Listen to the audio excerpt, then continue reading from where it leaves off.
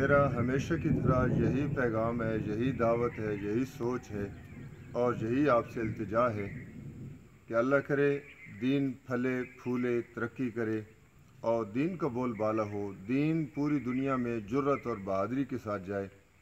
لیکن اس کے لیے ناظرین سامعین شرط یہ ہے، طریقہ یہ ہے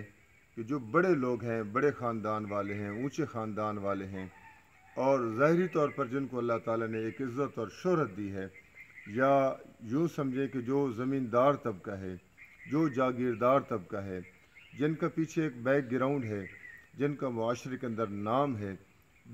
جن کی بات لوگ سننے پر مجبور ہیں یا جن کی بات معاشرے میں رد نہیں کی جاتی اور جن کی بات کی بڑی ویلیو ہے، دنیا کی کوئی بات وہ کر رہے ہوں تو لوگ خاموشی سے سر جھکا کر ان کی بات سنتے ہیں، ایسے لوگ اپنے بچوں کو مدارس میں بھیجیں، اچھے عالم بنائیں اور اچھا عالم بن کر جب وہ واپس آئیں تو انہیں ایک ماحول فراہم کریں تاکہ وہ جب دین کی بات کریں تو ان کے دل اور دماغ میں کسی قسم کا لالچ نہ ہو، کوئی معاشرتی خوف نہ ہو،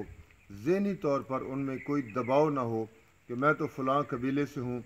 سامنے چودھری صاحب بیٹھے ہیں، سامنے وڈیرا صاحب بیٹھے ہیں، وہ میرا کیا کر دیں گے۔ وہ بے خوف ہو کر،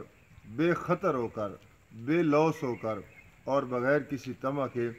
دین کا مسئلہ بیان کرے، پھر وہ دین لوگ سنیں گے بھی صحیح اور اس کو فالو بھی کریں گے، کیونکہ کہنے والا کوئی معمولی بندہ نہیں ہے، جاگیردار کا بیٹا ہے۔ اللہ تعالیٰ عمل کی توفیق عطا فرمائے۔